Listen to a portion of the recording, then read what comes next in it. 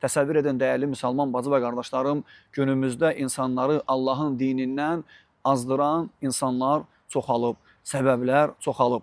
Allah Teala nə deyir? İnnəmə yə'murukum bis-su'i vəl-fəhşə. Şeytan sizə pisliyi və fahiş işləri əmr eləyir.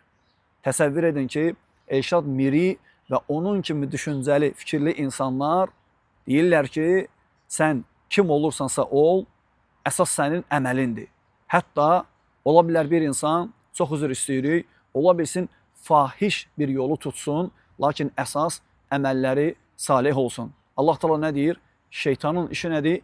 Yə'murukum bis-su'i vəl-fəhşə. Sizə pisliyi əmr eləyir, həmçinin fahiş işləri. Məsələn, Elşad Miri deyir ki, bir adam trans ola bilər. Bir adam trans ola bilər, əsas əməli salih olsun. Yəni, əməli salih trans olursan. Təsəvvür edə bilərsinizmi?